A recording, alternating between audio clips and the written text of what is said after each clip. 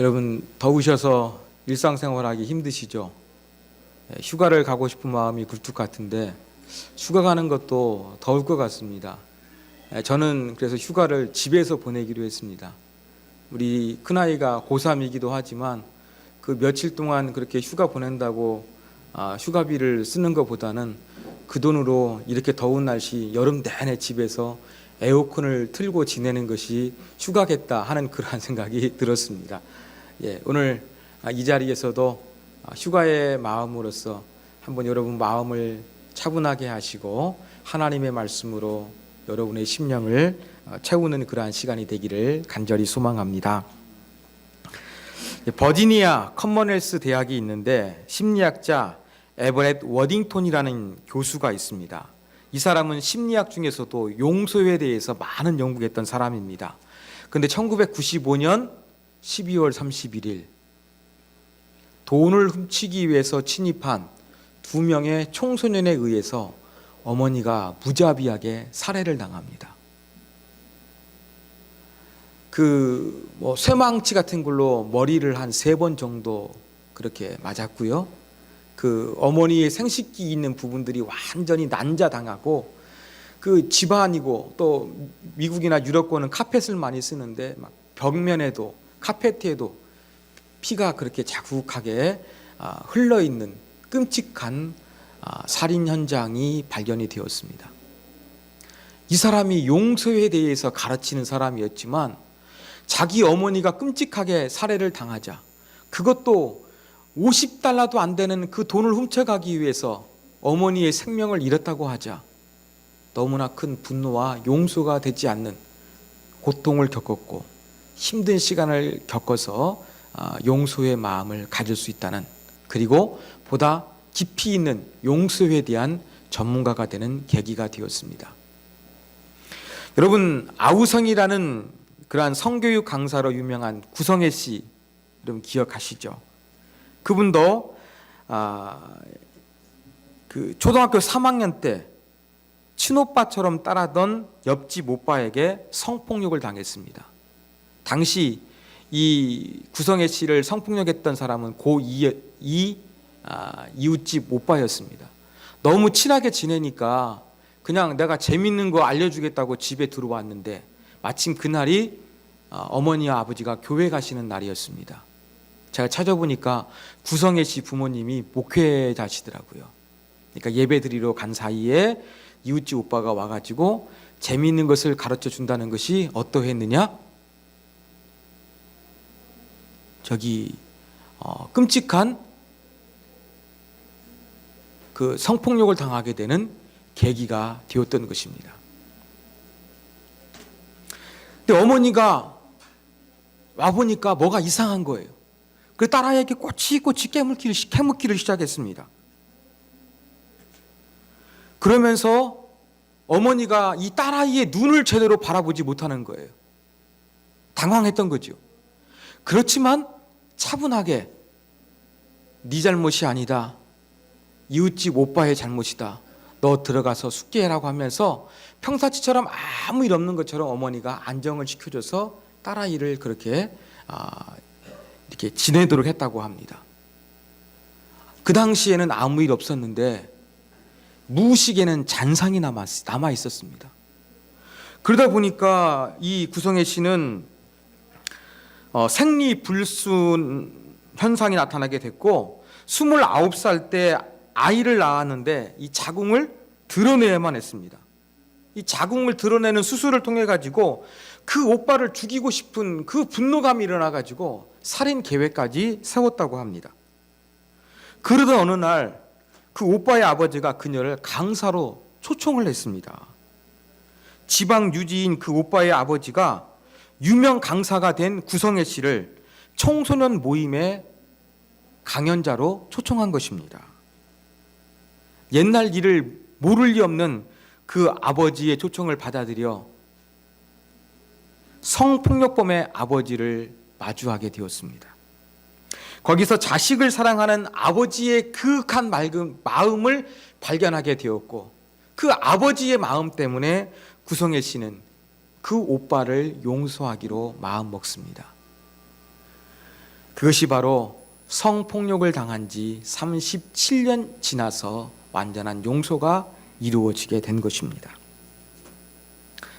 우리는 마음 시리즈로 하나님 말씀을 살펴보고 있는데 오늘은 용서하는 마음에 대해서 살펴보려고 합니다. 성경 속에서 용서에 관한 여러 인물들이 있지만 저는 오늘 에서를 골랐습니다. 에서 구원사 쪽으로 볼 때 별로 그렇게 주류에 있는 사람은 아니지만 용서에 있어만큼은 그래도 좋은 용서의 모습을 보여주고 있습니다. 에서는 동생 야곱을 20년이 넘어서 만나게 됩니다.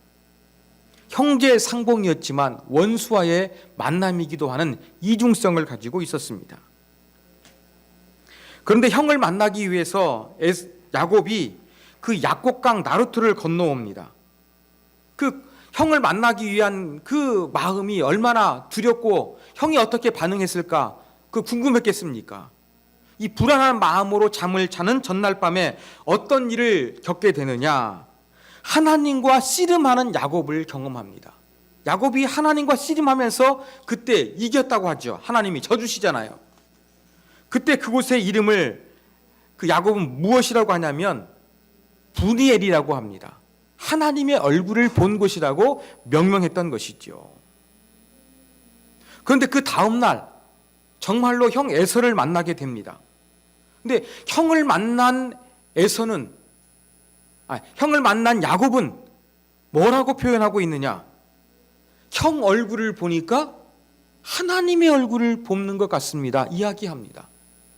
과거에 뭔가 자기가 잘못한 게 있으니까 형의 마음을 달래기 위해서 립 서비스한 것으로 얼마든지 우리가 그렇게 이해할 수도 있을 것입니다. 그런데 창세기 33장을 보면은요, 실제로 그렇지 않다는 것을 우리가 알 수가 있습니다. 왜 그랬느냐? 바로 전날 야곱은 하나님의 얼굴을 경험했어요. 그 하나님의 얼굴의 잔상이 강하게 남아 있었고 자기를 맞아주는 에서의 모습 속에서 하나님의 형성과 일치되는 오버랩되는 그런 부분을 경험하게 된 것입니다. 창세기 33장 4절에 보면 이러한 표현이 있습니다.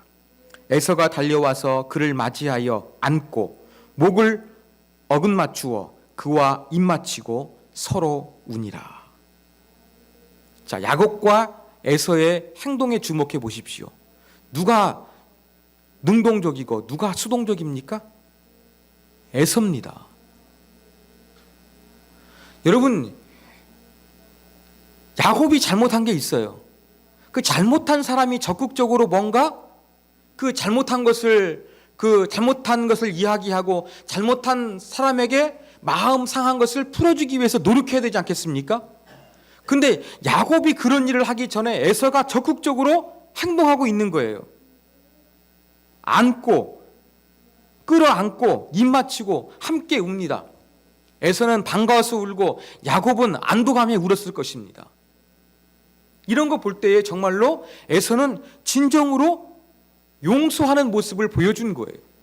그래서 야곱이 전날 하나님의 얼굴을 봤는데 용서하는 에서의 모습을 통해서 내가 형의 얼굴을 보니까 하나님의 얼굴을 보는 것 같습니다. 그러한 표현을 하게 된 것이지 단순한 립 서비스는 아니었던 것입니다. 그래서 제가 말씀드린 대로 에서는 하나님의 구원 계획이 야곱으로 흘러가기 때문에 구원사 쪽으로는 주인공이 아니에요. 그럼에도 불구하고 성경을 연구하는 사람들은 용서하는 이 에서의 모습 속에서 마치 누가복음 15장에서 돌아온 탕자를 용서하는, 둘째 아들을 용서하는 아버지의 모습이 나타나고 있다. 또 어떻게 이야기하느냐? 에서에게서 인간적인 성숙한 풍모가 묻어날 뿐만 아니라 하나님의 성품이 배어나고 있다. 여러분, 신학자들은 이러한 표현까지 쓰고 있다는 것입니다. 그렇다고 한다 그러면 에서는 진정한 용서의 사람이었습니다. 자, 그러면 이 용서의 사람 에서 어떤 수준의 용서했을까? 그 한번 수준을 우리가 한번 평가해 봤으면 좋겠습니다. 여러분, 용서에 대한 전문가들은 용서를 4단계로 구분을 합니다. 첫 번째, 용서를 거부하는 단계입니다. 절대 용서하고 싶지 않은 거예요. 두 번째, 거짓 용서예요. 표면적으로 용서해 주는 거예요. 더 이상 심각한 갈등이나 또 내가 약간 손해보지 하면서 진짜로는 용서가 안 됐는데 용서한 것처럼 그렇게 표현하는 겁니다. 세 번째 단계는 나 혼자 용서하는 거예요. 관계 속에서 용서가 이루어지는 것이 아니라 그냥 자기 혼자서 그 상처를 털어버리면서 용서하는 그러한 단계가 있습니다. 가장 높은 네 번째 단계, 순수한 용서의 단계예요. 이것은 혼자 용서하는 것이 아니라 관계 속에서 용서가 되어지는 것입니다. 잘못한 사람과 용서받아야 할 사람들이 서로 모든 부분들을 화해하는 그 갈등을 해소하는 모습이 나타나는 것이죠. 가장 높은 차원의 용서입니다. 자, 그렇다고 한다 그러면 그 에서는 어떤 단계의 용서를 보여줬습니까? 네 번째입니다. 가장 높은 차원의 용서를 보여준 거예요. 자, 이번에는 예서가 어떤 종류의 용서를 했는가? 용서의 종류도 한번 우리가 살펴보도록 하겠습니다. 자, 용서에는 두 종류가 있다고 합니다. 하나는 결단적 용서예요. 그냥 용서하기로 내가 결정을 내리는 거예요. 결정하는 것이죠. 두 번째 단계는 바로 무엇이냐면 정서적인 용서예요. 내 마음 안에서 그 사람에 대해서 어떤 그 사건에 대해서 이제는 부정적인 감정이 사라져버리는 것이죠. 결단적인 용서가 일반적으로 먼저 일어나게 되고 그 이후에 그 정서적인 용서도 이루어지게 되는 것이 순서입니다. 자, 에서의 용서는 어떠한 종류였습니까? 두 가지를 다 포함하고 있는 거예요. 결단적으로 동생 야곱을 용서하려고 했고, 우는 거 볼 때에, 동생을 맞이하는 모습 볼 때에 정서적으로도 완전히 용서한 모습을 보여주고 있는 것입니다. 그렇기 때문에 우리가 에서의 모습은 순수한 용서하는 모델이 될 수가 있는 것입니다. 자, 우리는 용서하는 에서의 모습 살펴봤습니다. 여러분, 용서하는 게 생각보다 힘들고 어려워요. 잘 안 돼요. 여러 가지 이유가 있습니다. 내가 용서하려고 마음 먹었는데 용서하는 마음이 쉽게 들지 않기 때문에 포기해버리는 거예요.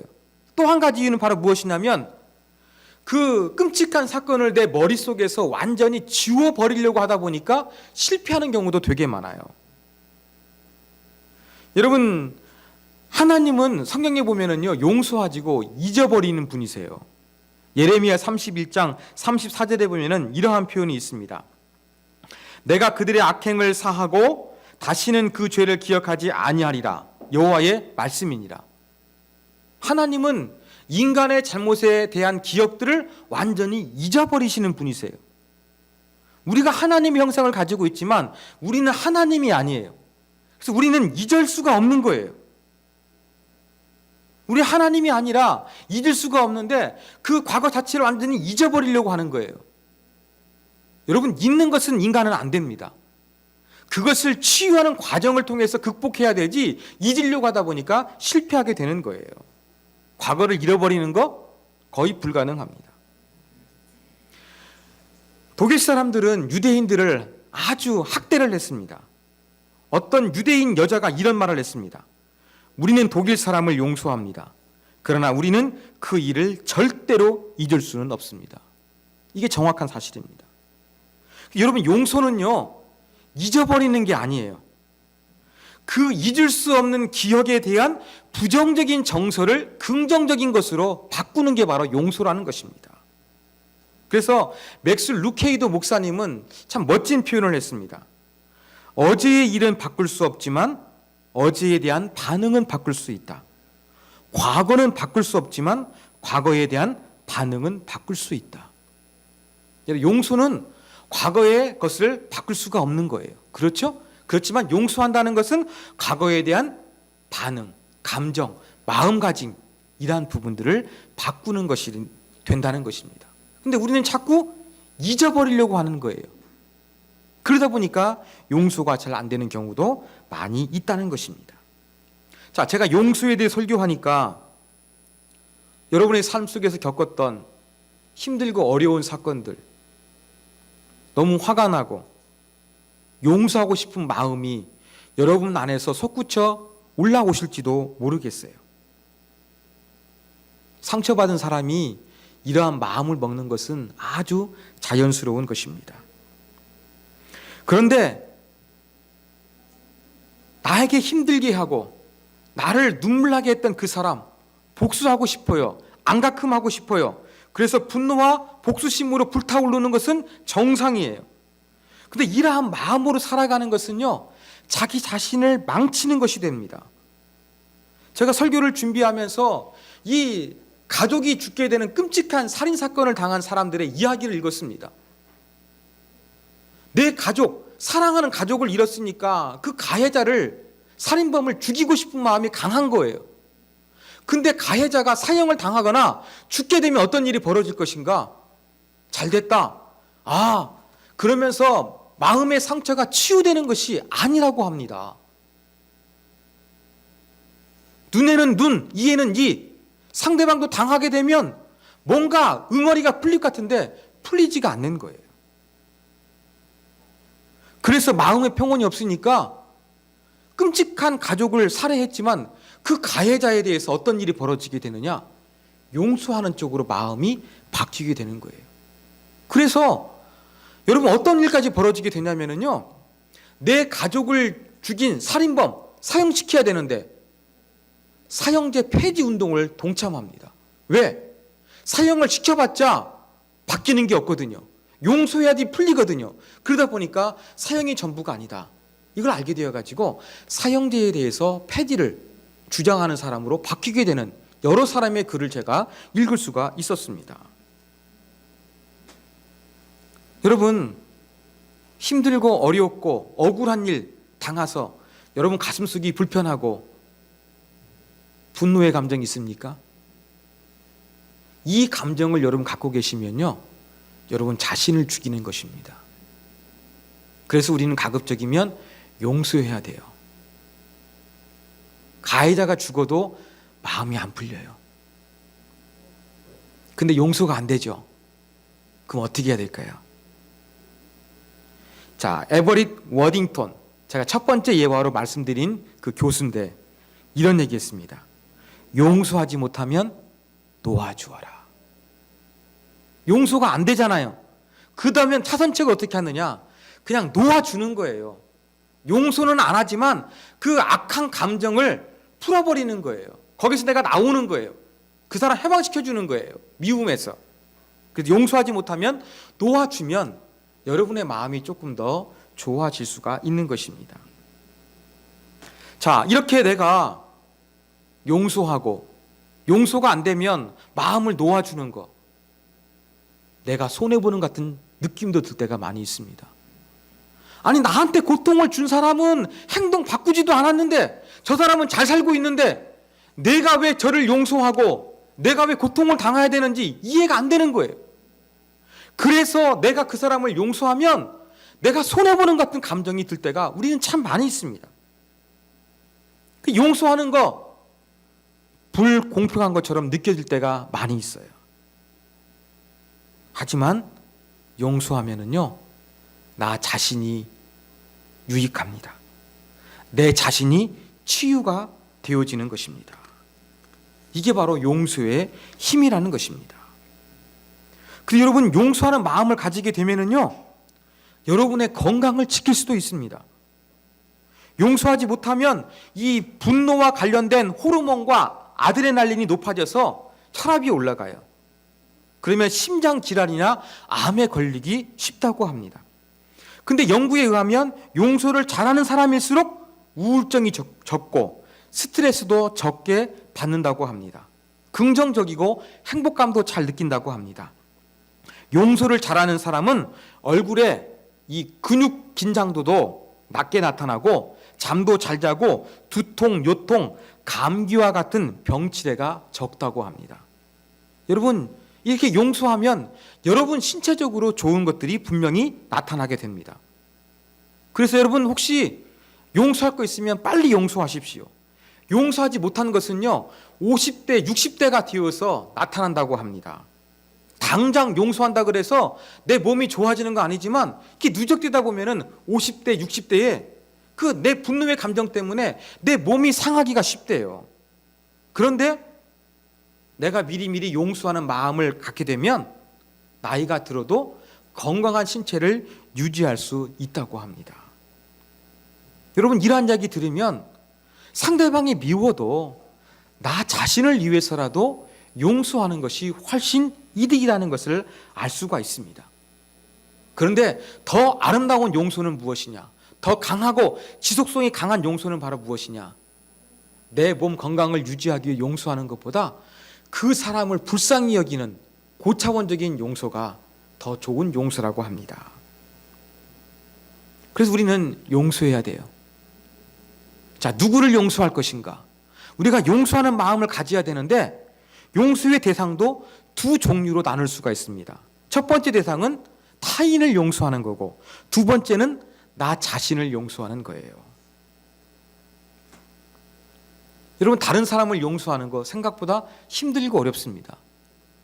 그런데 어떤 경우에는요, 나 자신이 용서되지 않는 경우도 많이 있어요. 내 스스로가 나의 행동, 내 과거에 대해서 용서하지 못한 그러한 모습을 가지고 살아갈 때도 많이 있다는 것입니다. 여러분, 우리 참회 기도했습니다. 기도하면 다 하나님 용서해 주세요. 예수님이 우리 죄를 위해 십자가에 죽으셨어요. 기독교는 용서의 종교예요. 이렇게 용서를 이야기하고 용서에 대해서 감사하면서도 우리는 우리 스스로를 용서하지 못하는 거예요. 아니, 하나님이 나를 용서해 주셨는데 나 자신이 내 스스로를 용서하지 못하는 거예요. 왜 그럴까요? 이건 교만하기 때문이 아니라 연약하기 때문에 그렇습니다. 여러분, 이러한 혹시 자기 자신을 용서하지 못하는 마음을 가진 분이 있으면 여러분, 용서에 대한 감정과 생각을 조금 바꾸셨으면 좋겠습니다. 여러분, 용서받은 느낌보다는 용서받은 사실을 기억하며 살아가십시오. 내가 이렇게 나쁜 짓을 했는데 하나님이 나를 용서해 주실까? 이 느낌으로 사지 마시고 나를 어떤 죄를 졌든지 간에 하나님은 나를 용서해 주셨다는 사실을 붙잡으십시오. 그래야만 나 스스로에 대한 용서도 이루어질 수가 있는 것입니다. 그리고 나 자신을 용서하는 것과 다른 사람을 용서하는 것은요, 별개의 것이 아닙니다. 연결되어 있습니다. 우울증이나 불안에 빠져 있는 사람들은요, 다른 사람을 용서할 수는 있을지 모르지만 자기 스스로를 잘 용서하지 못한대요. 혹시 여러분들이 좀 불안감이나 우울증이 있으면 그 원인이 어쩌면 여러분 스스로에 대해서 용서하는 마음이 적기 때문에 그러한 현상이 나타날 가능성도 있습니다. 자기 자신이 좋지 않게 생각될 수 있도록, 자기 자신에 대해 부정적인 생각이 강할수록 우리 자신을 용서하지 못한다고 합니다. 그래서 여러분, 이러한 나를 용서해 주실까? 감정에 사로잡히지 마시고 이러한 나를 십자가에서 예수님께서 완전히 용서해 주셨다. 그리고 하나님은 기억하지 아니하신다. 이 사실을 붙잡고 여러분 스스로를 용서하시기를 연습하셨으면 좋겠습니다. 우리는 지금 용서의 4가지 단계, 또 용서의 2가지 종류, 용서가 왜 유익한가, 또 용서는 누구에게 하는 것인가, 이런 부분들을 살펴봤습니다. 자, 오늘은 제가 개인적인 용서에 대한 경험을 한번 여러분들에게 말씀을 드리고 싶습니다. 저는 비교적, 저도 과거에 상처가 있습니다만 그래도 건강한 모습을 가진 사람이라고 생각을 합니다. 그런데 저도 용서의 문제로 몇 년간 씨름을 했습니다. 제가 부목사로 사역했던 교회에서 사임하고 세움교회를 개척할 때 저는 용서의 문제로 씨름해야만 했습니다. 제가 5년간 사역을 했는데 제가 있는 동안에는 교역자들이 너무 많이 바뀌었어요. 그래서 연말쯤 되면 제가 막 교회 바쁜 일들을 해내야 됩니다. 목사님도 걱정이 돼가지고 막 저한테 막 비타민이나 피로 회복제 같은 거 막 챙겨주시는 거예요. 아프지 않도록. 그리고 또 목사님께서 저를 위로하기 위해 가지고 이렇게 잘 이렇게 열심히 하면은 뭐 훗날에 조금 좋은 것도 있을 것처럼 그런 말씀도 좀 하셨어요. 그런데 제가 사임을 할 때 목사님도 서운하고 저도 서운할 만한 그러한 일이 발생을 했습니다. 제가 개척을 한다고 말씀을 드렸지만 교인 중에서 저를 따라오기로 안수 집사님 두 분이 계셨는데 제가 목사님께 보고하면 좋은데 제가 미국에 간 사이 이 두 집사님께서 어떤 교회 사건이 있어가지고 목사님께 직접 말씀을 드린 거예요. 목사님은 거기에 대해서 내가 너한테 직접 드려야지 집사한테 직접 드리면 되겠느냐 하시면서 서운해 하셨어요. 그러면서 하시는 말씀이 안수 집사님 두 가정이 따라가니까 이분들이 헌금하는 계산해 보니까 한 150만 원 가량 되거든요. 그러니까 이런 금액이 되니까 이제 그 월 지원금은 없다. 사람이 지원되니까. 그러시는 거예요. 참 그때 저도 어떻게 했냐면 네 알겠습니다. 그랬습니다. 지금 생각해 보면 제가 아랫사람이고 아쉬운 처지니까 아이 목사님 그러시면 안 되죠. 저 어떻게 안 됩니다. 목사님 후원해 주십시오. 제가 이렇게 했어야 되는데 제가 좀 그런 좀 유도리가 없어가지고 네 알겠습니다. 뻣뻣하게 그러고 목사님께 대해서 서운한 감정을 품기를 시작했습니다. 그리고 교회를 사임했습니다. 여러분 그래도 제가 비빌 언덕이 부목사로 지냈던 교회에서 지원해 주는 것밖에 더 있겠습니까? 너무 막막했습니다. 개척교회는요 설립 예배를 드려야 개척교회가 그래도 좀 당분간 살아갈 수 있는 재정이 확보가 됩니다. 저는 그걸 못하는 거예요. 그리고 그 담임 목사님이 제 장인 어르신하고 신학교 동기십니다. 그러한 관계도 있는데 아무런 지원금이 안 되니까 제 안에 분노감이 있는 거예요. 사람은 연봉으로 평가받는 느낌이 들지 않습니까? 저도 그런 생각이 들어가는 거예요. 내가 5년 동안 사역했는데 내가 평가받는 거 이거밖에 안 되느냐 하면서 저 스스로가 힘든 자괴감이 느껴지기 시작을 했습니다. 그러다 보니까 개척한 지 2달도 안 돼가지고 제 아내가 뇌졸중으로 쓰러지게 된 거예요. 아마 그 원인으로 제가 추정이 됩니다. 그러니 제 안에서는 이 분노와 그 상처가 점점 커가기를 시작했습니다. 저는 산상수훈 말씀을 너무 좋아합니다. 아마 훈련 사역도 이걸 할 겁니다. 제가 산상수훈을 개척한 지 시작을 했어요. 산상수훈에 보면은 왼밤 맞으면 오른밤 돌려대라는 말씀 있잖아요. 용서에 대한 구절 있잖아요. 제가 이 부분을 설교해야 됐던 거예요. 제 가움에 분도가 있는데 이 설교가 쉽겠습니까? 그 주간에 막 씨름을 했습니다. 그래서 아까 살펴본 대로 용서의 두 종류, 결단적인 용서가 있잖아요. 정서적인 용서가 이루어지지 않더라도. 저도 그때 설교하기 위해서 거짓말하면 안 되니까 저도 그래서 목사님을 용서하기로 제 스스로가 결단적으로 용서를 했습니다. 마음은 조금 편안해졌어요. 근데 머릿속에서는 용서가 됐는데요, 가슴으로는 용서가 안 되는 거예요. 그게 바로 정서적인 용서죠. 그게 안 되니까 저도 힘들더라고요. 이런 부분들로 씨름을 많이 했습니다. 그러면서 어떤 일이 벌어지게 됐냐면요, 처음에는 목사님에게 서운한 것만 제가 생각을 했는데 시간이 지나면서 목사님에게 서운한 것이 보이는 것이 아니라 저도 목사님께 서운하게 했던 것을 제 자신을 성찰하는 계기가 되기를 시작을 했습니다. 내가 이렇게 했어야 되는데, 목사님은 이렇게 생각하실 수도 있겠구나. 그런 부분들을 제가 느끼기를 시작했습니다. 그러면서도 결단적인 용서가 이미 이루어졌고 정서적인 용서도 다 이제 해소가 되었던 것입니다. 저도 몇 년간 이런 과정 가운데 있었어요. 그렇지만 중간에 너무 힘들었어요. 왜? 저랑 같이 제자훈련했던 친했던 집사님들을 만나게 되면 여러분이 그러더라고요. 아니 목사님 5년 있었는데 지원도 못 받는데 목사님보다 조금 있었던 분들은 뭐 교회 건축하는데 도움 주다고 하더라. 저한테 그런 얘기를 하는 거예요. 그러면 그 목사님 속상해, 그 집사님 속상해서 이야기하지만 그런 얘기를 들으면 또 제 가치가 막 떨어지는 것 같아가지고 막 화가 납니다. 저도 그런 고통 시절이 있었습니다. 그런데 제가 이 마음을 잘 좋은 쪽으로 흘러가다 보니까 어떤 일이 벌어지게 되느냐.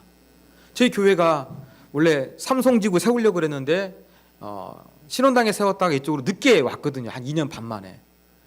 그때 이 교회가 이전할 수 있도록 결정적인 도움 줬던 분이 바로 그 목사님이셨어요. 용서가 이루어져가지고. 그래서 이곳으로 오게 됐습니다. 그래서 내가 받지 못하는 것 같아가지고 참 힘들었지만, 여러분 올해까지 그 교회로부터 지원금 받으면 4천만 원이 넘어가요. 결코 적게 받은 게 아니에요. 그죠? 설교를 준비하며 생각을 해봤어요. 저도 나쁜 감정을 갖고서 악하게 행동했으면 어떤 결과가 있을 것인가.